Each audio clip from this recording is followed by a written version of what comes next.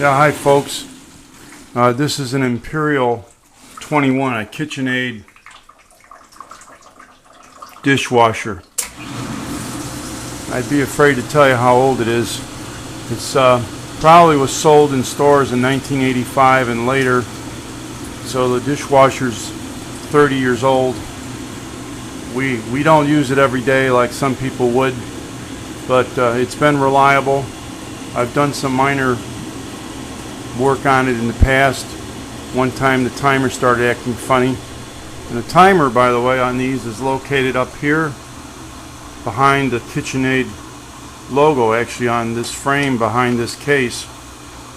I'm testing it out. I just replaced the door gasket because I determined that that was leaking. There was also a leak, a small stream of water coming down from this box, which is the liquid that prevents staining of glassware. It's a small compartment that you pour a small amount of fluid in there and it comes out during the rinse to prevent spotting. The soap container, as you see on this door here, I took the panel off to show the operation, check the leaks. This is the two chambers down here are where you put your powder soap, and you close a door, which when you close the door it pulls this lever, which is spring loaded, into this switch, and at the appropriate time the electrical contact releases this lever. It pops up and the soap is exposed to the interior dishwasher water. They also put a wiring diagram on here that has the operation of the timer, which is right there, along with the wiring. The wiring of this unit's in pretty good shape, and I had read that there used to be some problems with some of the wiring getting corroded. It does travel down through the door to the bottom of the dishwasher. This one's in pretty good shape. We had some leaks, but I'll get into that in a second here. Continuing with my discussion on this Imperial 21, there is a door baffle plate. It's a plastic plate. It looks like the bottom of a shovel that sits along the bottom of the door. It's kind of a scoop. It prevents the water from coming back up out of this tub. This dishwasher just went into an empty cycle here. It's emptying out the wash water. But this portion here, this porcelain tank, just like a washing machine, is the actual tank up to here, and the water would be somewhere down in this level below here, somewhere like that, sitting in there. The problem we had is that water was kicking back up through here and leaking down through the door. You can see the stains on this hinge where that was happening. So I pretty much assumed it was a door gasket. We did buy one. They were available and installed it today, and so far no leaks.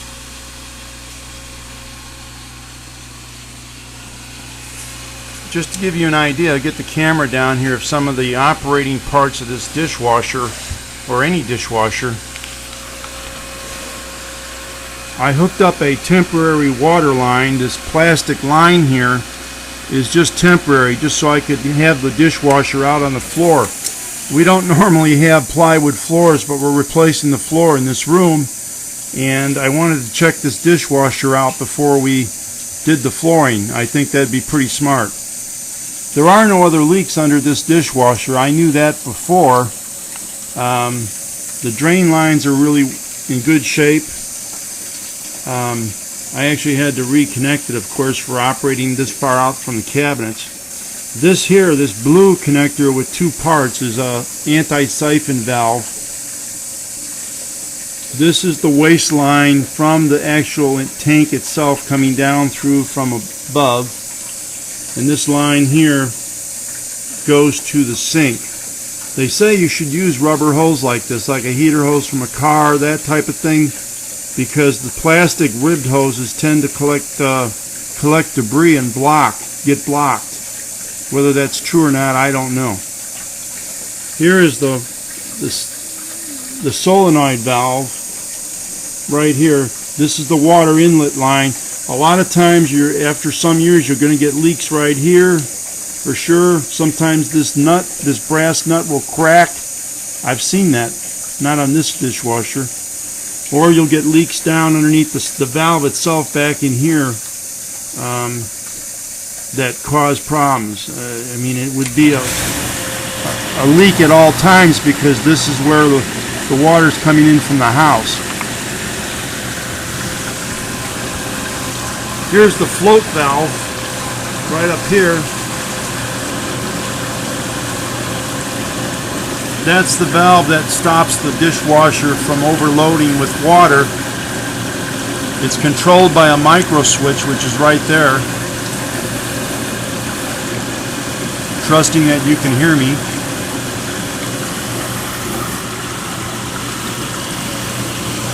There's a heater bar inside the dishwasher that heats the water. It's almost equivalent to what you use on a stove. It's like a burner type coil. You see them inside the dishwasher. Well, the terminals for that are right there and over here.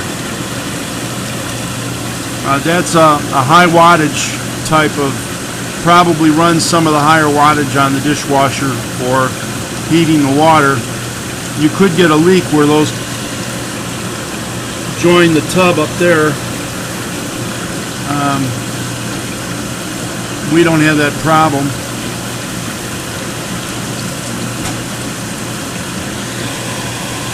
In the rear of this dishwasher is the fan. That's a blower fan that blows air up into the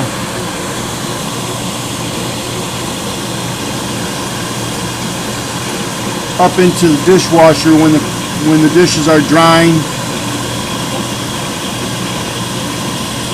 Of course, the main motor of the unit is right in here. Guess I could put the light on for you.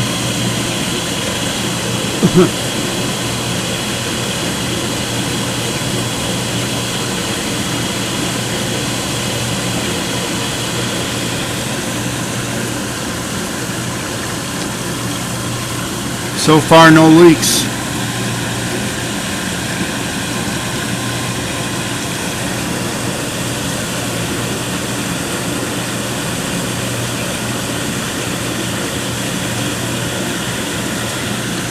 I think most dishwashers now are all made with plastic tubs.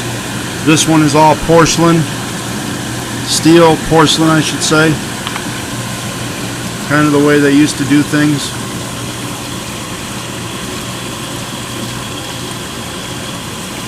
Here's that baffle again mounted to the bottom of the door. It just drops down inside there.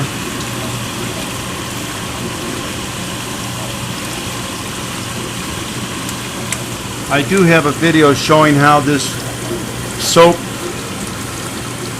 dispenser works. I'll put that in the video.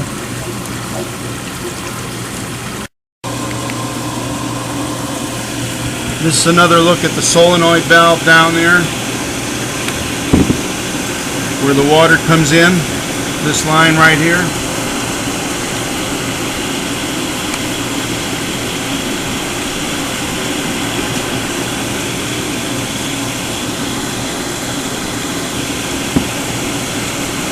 That's in good shape at this time. Also running off of the dishwasher is a line, this big white plastic line here that you're looking at. That runs to the top of the dishwasher to operate the top agitator, the water spray arm up there. So water would be flowing out this white line. up the side of the dishwasher.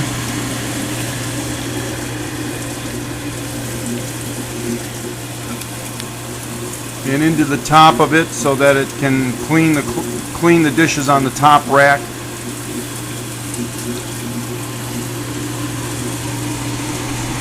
Again, this inlet line here where the water flows into the dishwasher goes up and into here. There's a port on the side of wall of the dishwasher inside where the water flows in. I checked this and hoped that I didn't have to worry that this line has a slight crimp in it. It's fine. It doesn't leak. And that's how the water is sent into the dishwasher. This, of course, is the waste line down here. I have that running to a garbage disposal inside the cabinet.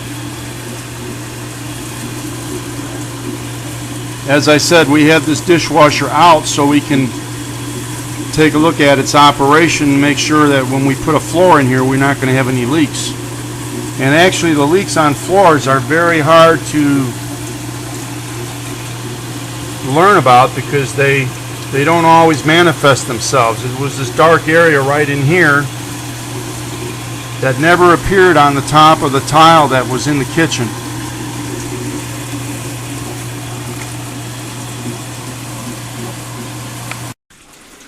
The door gasket that we replaced actually is held in place by these clips that have been pushed through on the top and sides.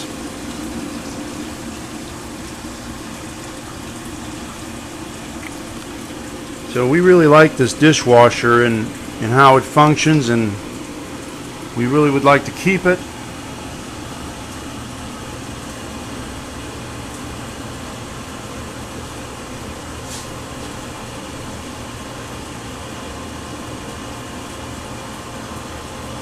It has a nice chrome area, chromed area up here in a combination with some aluminum. You don't see that much anymore either.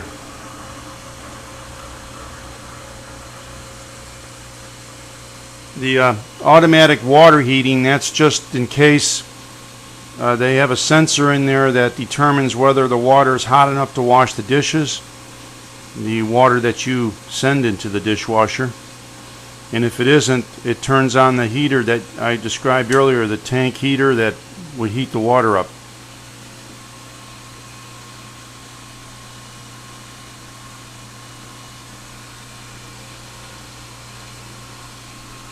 So, in summary, what you're looking for on a dishwasher when you have a problem with it is obviously for water leaks.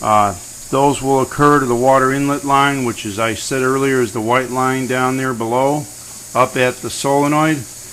All dishwashers would have that set up. It could leak at the motor, which is directly under the center of the dishwasher. I pointed out the motor as well. If it leaks there, that's a big repair, I would suspect. Another area, I took this door panel off, the cover on this door, so I could watch these areas. And as I said, this had a stream of water coming down here, not very much, but enough to say it was leaking. And it's dry now, so I know I've fixed that. I used a silicone-based adhesive, which was safe for food contact. You can buy those in a hardware store. And in addition to cleaning up the gasket that was up on the port that's on the other side of this, fastened it back into place, and it's been secured. You can also get a water leak here. I actually checked these screws a little bit for tightness, and I ended up tightening them a little bit. The problem with old plastic, if you over tighten old plastic, it's going to crack. I'm convinced of that. You almost have to be real careful on something with appliances when you're working with old material that's become brittle with age, not to distort it or even over tighten it if that can be something you can determine, because otherwise you'll crack it. I haven't seen a drop of water yet now, and this unit's into its third cycle. So I am confident that we did get the gasket replaced. I'll show you what the old one looked like. And that's the end of this review for the Kitchenaid Imperial 21. Okay, I'm back to just point out a couple of things on the interior of this Imperial 21, followed by a couple other videos to wrap this up. This is now with the door open on the inside, so you get an idea of the items I was talking about. We found a leak on this dispenser here. This dispenser is used for liquid anti-spotting purposes. In other words, you pour the stuff in here, and during the rinse cycle it circulates among the dishes, mostly the glassware, to prevent spotting. I think the reason the leak happened is the gasket was kind of displaced by some rust that's showing here, and as a result, when water is tossed out to the door by the upper agitator, which I can get a hold of here, this arm rotates and it throws water out against the door as it turns, and that causes water to get into this unit here, as it would anyway for washing the dishes, and that's how it would get down into the door, which I pointed out earlier in this video. This is the soap unit. This is that spring-loaded door that I was talking about earlier. We use mostly only the first chamber here. You can use both, but this is the main chamber for soap. Here's that plastic door baffle right in here. When the door closes, that kind of tucks down over the tub wall, which is kind of out of sight down here. It just kind of acts as a shield. This is that water float device. A lot of times that it's said in some of the videos I looked at on the internet that these can cause a problem for the dishwasher if they get jammed. You might want to check that that works. It should move up and down easily, and you should hear a click. And the click would be the switch.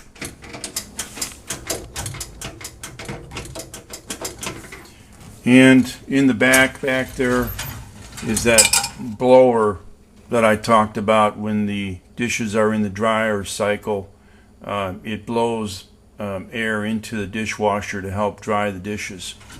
So along with the trays here, which are obvious, the upper tray is operated by a tubing that runs back into a tube there, and I was talking about a white plastic pipe that sends water down through there. The water itself helps this to turn. In fact, it's the only force that makes it turn. There's nothing electrical or otherwise that would do that up there. The water inlet pipe is over here. That's where the fresh water comes in for the dishwasher when you turn it on. And down below is the heater coil. That's that round black tubing, much like you'd find on the burner of a stove, or maybe in a defrost unit in a refrigerator, if you could ever see that. And of course then the motor with the filter and everything else there. So this is the gasket that we replaced that I talked about. In this unit, it's held in place by some metal clips that I pointed out earlier. There's 4 on the top, across the top, and then there's 3 on the sides. I believe it was 3. But you could see the clips pushing through the top of the unit here. I didn't realize those were the clips, but actually to help remove them, once you pinch them on the inside, you could force them out from here. I don't think dishwashers now use that kind of fastening anymore. But that's really most of everything about this Kitchenaid dishwasher. As I said, it's fairly in good condition because it hasn't seen heavy service.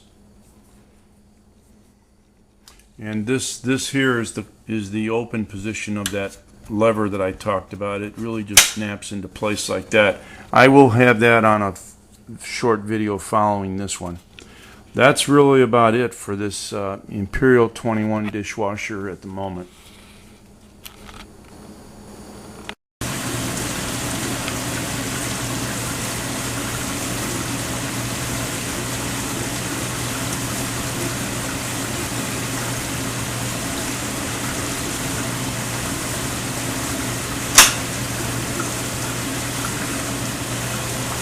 That was the operation of the detergent chamber where I said that the door opens.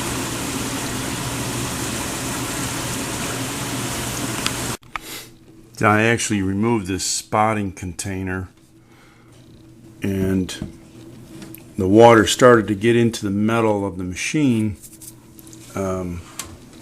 which caused that rust spot there. This side isn't too bad. So that's going to need a new washer to hold that in place, along with the fastener on the inside.